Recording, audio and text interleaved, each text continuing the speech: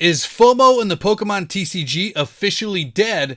And is the entire Sword and Shield era completely overpriced? These are questions from you guys that we are going to answer right now.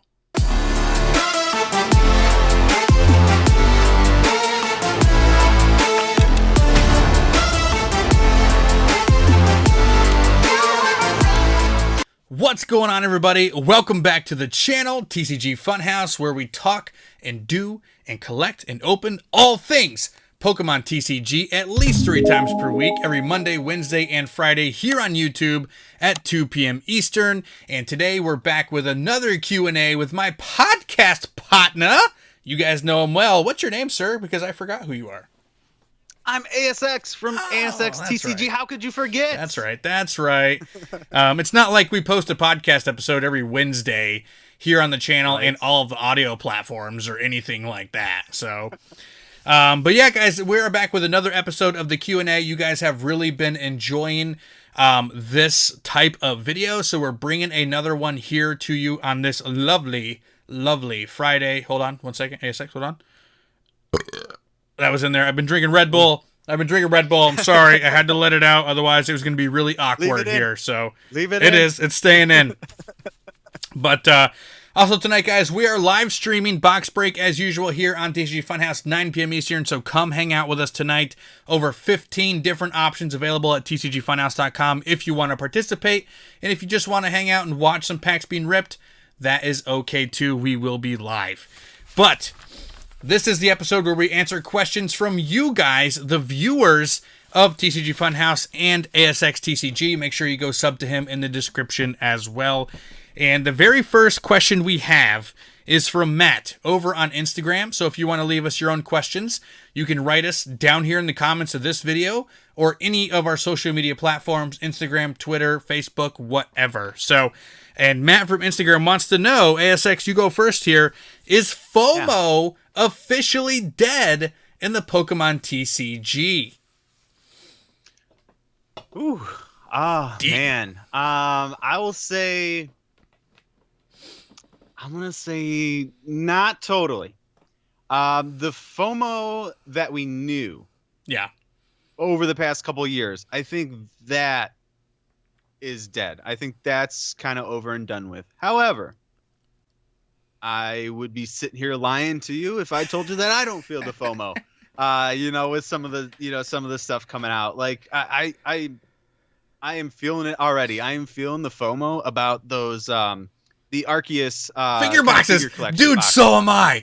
I am so feeling the FOMO on those too. For 2 reasons. Yeah. 1, the figure is amazing and I need one for my collection. Yeah. And 2, there's a freaking Cosmic Eclipse pack inside. So I'm stressing too. Exactly. Yeah. So no, it's not totally dead. Because at least these two, Pokemon fans right here are feeling that FOMO for that box for sure. So yeah, this, I feel like back in the day, it was like 2 years ago. 2 years ago, it was so much different because there was like so much less product out there. Yeah. And I feel like we've gotten to a point where there's a lot more product on the shelf in a lot more areas across the country. And I just feel like, the FOMO that we were feeling before, like, oh, am I even going to get a single pack? Why do I even go to the store anymore? Yeah. Exactly. Yeah. I don't feel like we're feeling like that as much anymore. There may be still some people out there that are facing that, but I feel like that FOMO is largely dead for the greater majority of the community. Yeah. I agree with you. It is completely dead in some places across the country, and it is in full effect in others as well. I post pictures of my local stores sometimes online, and I get so much crap from people who are like in California, in Utah and Arizona areas. Really, the West Coast is really bad. They're like, I haven't seen Pokemon cards in a year still, and here I am like posting a picture of my fully stocked shelves from here in Florida. And I've seen places like Virginia and Indiana also have tons of product, Georgia. So I think it just depends on where you are in the country, whether or not you have easy accessibility towards product and don't have that FOMO, aka fear of missing out. I am very interested to see what FOMO is going to look like for the Pokemon Go set that's coming out. which was, we talked about that on Wednesday. That was what our podcast episode was about, the newly announced Pokemon Go TCG set. The next subset where there's going to be a shiny Charizard, so it's going to be very, very interesting to see if we have some Shining Fates and Celebrations type FOMO / effect going on, like we did, not even 6 months ago when that happened. So yes and no is the answer here. I definitely think we're on the mend. I think we're headed in the right direction, and I'm extraordinarily excited about that. So, yes. All right, moving forward. Savannah from Instagram wants to know, is the Sword and Shield era just completely overpriced as it is right now? So I'll go first here. I'll go first here on this one. Okay. I'll go first here. I'm interested in hearing what you got to say. And I'm going to tell you this. I'm going to say 100% yes. Yes, across the board. And this is the reason, and that is because Pokemon is more popular now than it pretty much has been ever since 1999, right? So it is more popular now, which means more people want the cards now, which means modern cards that are being printed right now are much more sought after than, let's say, the X and Y era, the Black and White era, even like the Heart Gold, Soul Silver eras and stuff like that, right? So if you go back, just look at the cards. Look at the best cards from the X and Y era. You're going to be hard-pressed to find one that's worth over $100. There's only a handful of cards. I'm talking about like a smidgen of cards in the X and Y era that are worth over $100. And the same thing you can say for Sun and Moon. Go back to the Sun and Moon era. You're looking at a handful of cards that are over $100. And then come to the Sword and Shield era, where you have, I don't know, 7 cards inside Evolving Skies alone that are over $100. 2 cards that are over $200. I think we have 4 or 5 cards in the entire Sword and Shield era that are over $200 themselves. Those are unprecedented numbers. Those are unheard of numbers for the Pokemon TCG. And a lot of people don't know that. But modern cards have never fetched that much of a price, ever. So yeah, it is unprecedented and unimaginable how overpriced the Sword and Shield era is. When people look at the vintage stuff, even like the base set Charizard during base set times was like $100 card. It was not a $300 card. It was not a $400 card. You can still consistently 6 years ago, base set Charizard you could find unlimited for like $100. Near mint. We just have this massive spike where people have this anticipation and expectation to pay these prices for these cards. So yes, the whole Sword and Shield era is completely overpriced.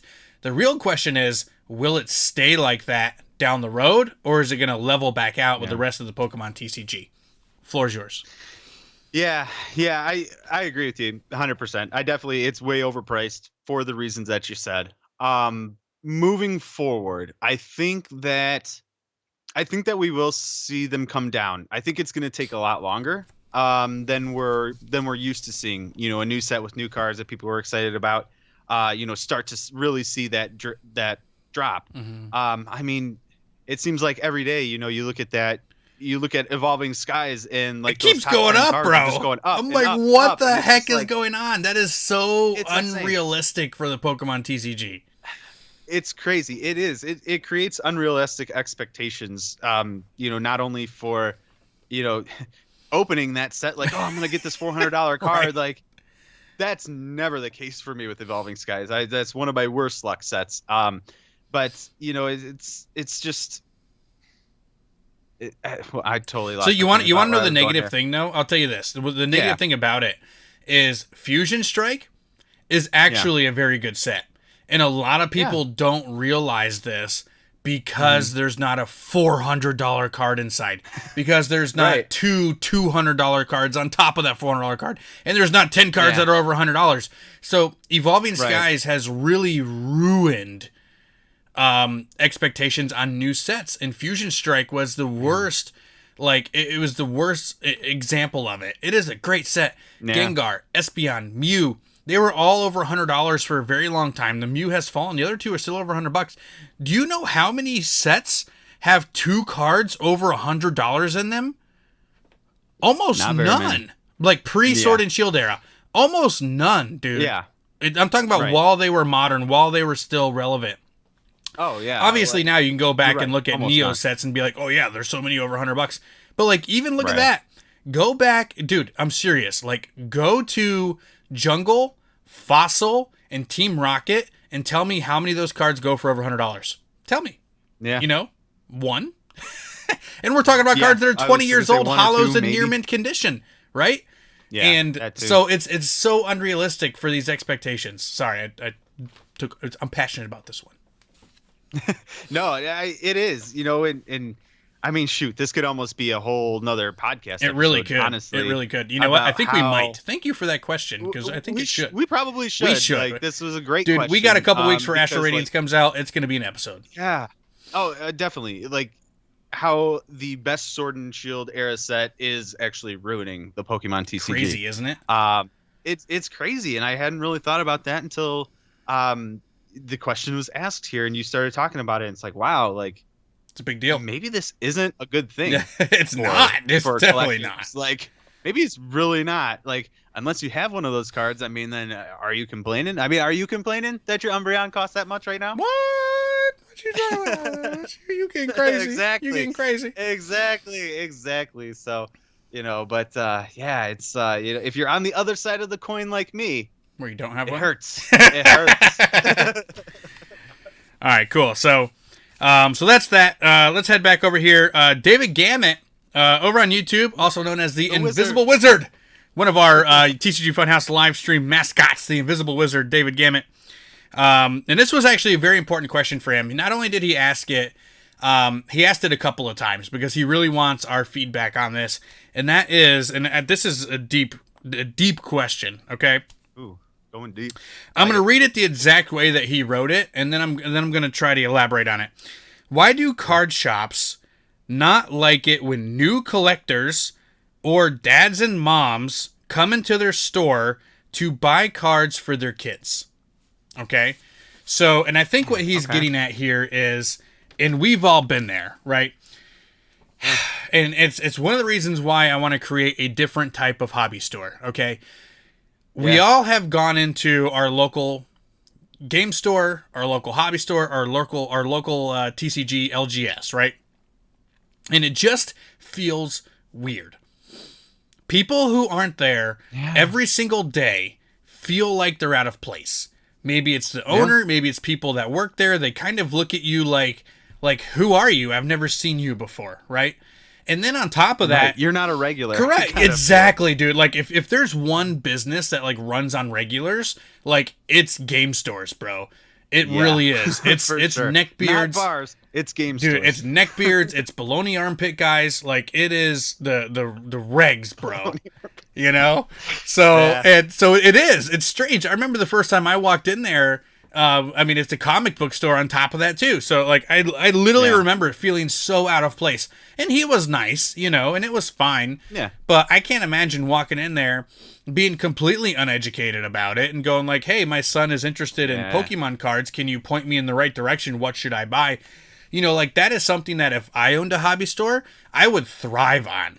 Because making those people your regulars are more important than making Cottage Cheese Man, you know, the regular. You know what I mean? Like they will be regulars through and through no matter what. Getting those casuals and those regular people. I'm not talking crap about you guys. I love all you guys, every single one of you. All my regulars here. I love you guys, whether you smell like bologna or not. Hey, you know, that just might be their jam. It's my favorite sandwich. What can I say? But yeah, so like, what are your thoughts? Like, have you ever experienced anything like this? Yeah, no, I definitely have. You know, and I mean, I'd be lying to you guys if I told you, you know, still to this day, I would be lying to you if I didn't tell you. Still to this day, you know, I feel a little awkward walking into my LGS, you know, sometimes. You know, even with the amount of knowledge I have now about Pokemon TCG versus what I did coming into it, you know, a couple of years ago, I definitely felt way out of place walking in there right when I got back into things. And it was like, whoa, there's like so much going on here than I remember. Like last time I opened up a Pokemon pack was like Jungle and Fossil were like the packs you bought in the store. So things looked way different. And, you know, I totally get that. If you knew nothing about the Pokemon TCG and you walk into a card shop, like it's literally like you're looking at a foreign language, right? That you can't read, you can't speak, you know, anything. It's totally new. And like, yeah, I you know, if you're a mom or a dad and didn't know much about it and walked in there, like you would have to talk to these people, and these people would have to be, you know, friendly and tell you what's going on, and you know, if they want you to be in their store. But yeah, you know, you kind of get that vibe sometimes that it's just like, oh, you're not the regular, like, who are you type of thing. And you know, my local shop, the guy, you know, he's really nice guy and everything. And a lot of times you find that, you know, they're really nice people. They're you know, you just kind of, you know, have to get to know them a little bit, because they're like that small shop feel and like everybody knows everybody kind of thing. And I think, you know, the more of a relationship you try to have with the LGS and talk with them, and just, I mean, it can even be like, you know, letting them know what your favorite card is and seeing if they have your favorite card from back in the day. Even though if you're not going to buy it, you know, hey, at least you guys are talking about something, and you know, that can help you feel a little bit more comfortable. But you know, it's definitely a thing. It really is. And I hope, as you know, the hobby gets bigger and, you know, the Pokemon Go set comes in, and hopefully that helps bring some people into the TCG. I hope, you know, less and less people feel that way. So here's what I think. Here's why I think why it happens, right? Because we know that the feeling is there, right? And I think what David wants to know is why. And here's a couple reasons that I think why. And this is not to be judgmental on anybody, right? This is not specificity on any individual or anything like that. But I think it's pretty well known that there may be some less outgoing types of people at these places, right? Not as open people, not as socialite, right? Not as socially active people. You know, that tends to be who goes and frequents these types of establishments, right? They go to the same place because they're comfortable with the same place. And you can even say the same thing about the people that own these types of stores. You know, you could almost, you know, I would almost say that people who own these types of stores might be the most uncomfortable with human interaction, you know, because they're so passionate about Magic the Gathering and Pokemon and Yu-Gi-Oh! That they wanted to open up their store, which means most of their human-to-human interaction was probably, you know, online or at their old local game store, or like-minded people, right? Like-minded people That's a good point. hang out with like-minded people, and I think that it's pretty, again, not to judge anybody, but you know, if you go to a seminar full of real estate agents, you know, and stuff like that, you're going to have a much more social experience than if you go somewhere based on Magic the Gathering trading cards. You know, you just are, because those people are more salesmanship. They're more upfront. They're more vocal. They talk more. They're not as private, you know. And I think these types of establishment have more of those types of people, the private people, the, you know, the quiet people and such, even the owners. So, and what I've also noticed, and let me know if your game store does this, but I know a couple of game stores in my area that they're just lazy. They're just lazy people. The owner that I know is lazy. The people that work there that I know are lazy. They show up, they want to do the bare minimum at their job, just enough to keep the doors open. You know, they're not going above and beyond for their clients. They're just there, you know. Half the time they're sitting down playing a good old game of Magic with somebody there, right? So now picture this. It's slow. They're sitting there playing with their friend who came in. They're playing a nice game of Magic, and then you come in and you're kind of like, yeah, I need some help. And they're kind of like, I'm in the middle of a game right now. What do you mean you need some help? Right? I can't quit. Yeah, I can't. I'm winning. I can't step away from this Magic, this Yu-Gi-Oh matchup I have going on right now, and you want my help? Like, oh, I feel it. I can't step away in the middle of a Pokemon match. Like, heck no. That's right. And if you know, and if you're the owner of that game and you really feel like playing a game at that time, yes, you're going to get frustrated when you have to get up from doing what you love to help a customer who has no clue why they walked in the door. So those are the reasons why I think it happens. And I will tell you, first and foremost, that's why one of the main things that I would change when, I'm not going to say if, when I open my hobby store, I'm going to make sure that, yes, there's going to be room for the hardcores, right? But I'm not going to cater my business towards the hardcores. I'm going to cater my business towards the casual buyer, the casual, because, nerd culture is becoming more and more acceptable in mainstream. And if you continue to only cater towards the hardcore people who are into it, you're going to miss out on so much business. Now, you got to cater to both, I understand, but I'm going to make sure that casual walk-ins, kids, all that sort of thing that walk in that store are treated just as well as the regular that comes in every single Wednesday to play a couple rounds. Yeah. Yeah, I think that's big. Because as you're talking about that, I'm thinking about my LGS here, and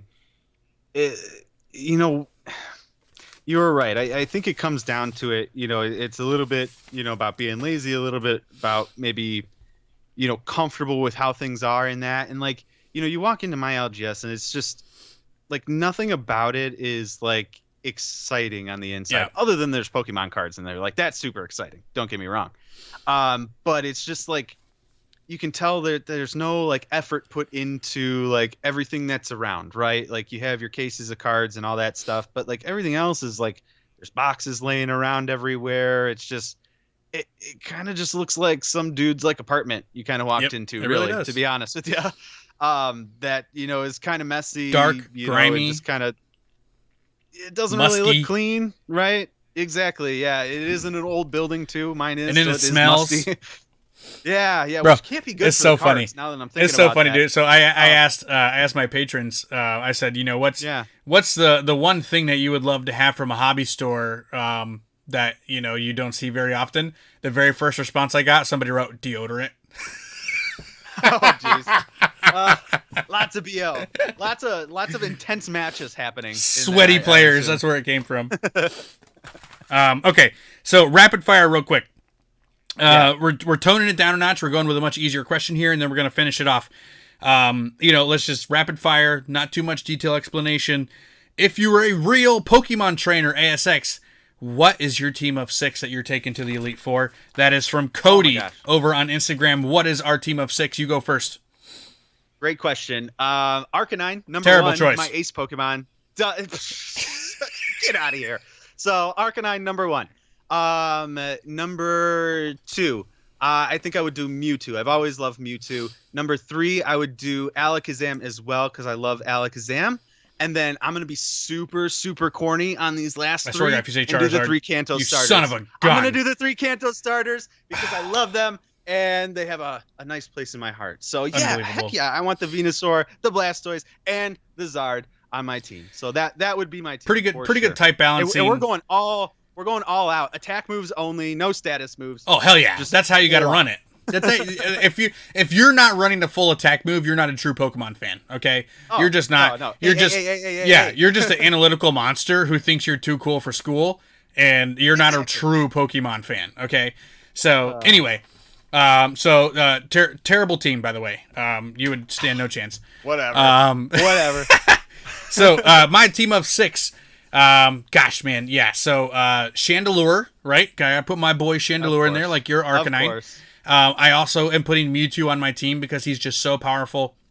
And Psychic types. Mine's probably going to be more powerful. Psychic types are fantastic. Well, you chose 2 Psychic types. I'm not sure what you were thinking. Have fun with that. Psychic type and Fire type are my 2 favorite types. So I'd be a Psychic Fire type trainer. That's true. See, I'm not going to pigeonhole myself into one typing because I'm going to have a pretty round team. I'm just saying. Okay. And then for my 3rd slot, I'm going with Garchomp. A powerful dragon ground attacker right there. So what I got? I got Chandelure, Mewtwo, and Garchomp. Dang, dude, I literally am drawing a blank right now. I would throw some Toxtricity action in there, get some electric and toxic, get some poison. Yeah, that's a cool one. Yeah, and he's probably my favorite from Galar region, period. Throwing in my boy Lucario, getting myself a fighting steel type in there at the same token, so that's 5 now. There you go. And for my 6th Pokemon, because I know I'll be able to defeat you without even getting to him, I'm going to have Shuckle. Nice rock type defense right there. Right, just because I know I'm not going to need them when we go head to head. So rock type Shuckle to take some hits if I need him to is my number 6. So in your face, I'm gonna send out my Arcanine, and your freaking Shuckle's gonna go out there, and he'll win because you're gonna be using your fire type attacks against my rock type defense, bro. Have fun with that, bro. Gosh. Have fun. We'll figure it out. But yeah, guys, that's it. That's another episode of the Q&A revolving around the Pokemon TCG. Again, guys, if you're new to the channel, please drop a sub. Smash that like button if you enjoyed it. It really, really helps out. Make sure you guys go visit ASX TCG's channel and sub to him as well. Link is in the description. Hopefully, I see you tonight at 9 p.m. Eastern here on this very YouTube channel. We're going to be doing live stream box breaks. We're going to have some form of Pokemon TCG giveaway. I don't know what it's going to be yet. I usually make up my mind like right before I go live sometimes. Although, I'm going to hold this up here. It's reverse. You guys can't see it, but this is a huge giveaway that's going to be headed your way. ASX, what do you got going on over on your channel before we get out of here? Yeah, I'm really excited. I've been getting into lives here on my channel, and it's been absolutely amazing. Like your guys' support out there, not only from the podcast, but you guys listening to the Q&As here was absolutely amazing, and has inspired me to continue doing lives. Hopefully, a lot more of them, and even get into box breaks as well. So I'm really excited. Things are going to be evolving over here on ASX TCG, if you will. So some good things to come. Awesome. If you guys want a question answered by us here on one of these Q&As, please leave it down in the comment section down there. We're getting around to them. We still have some to get through. So if you commented before, we did not forget about you. We did not skip you over. We just have a lot of questions, and we'll get to them one video at a time. Thank you guys so much. Have a wonderful night.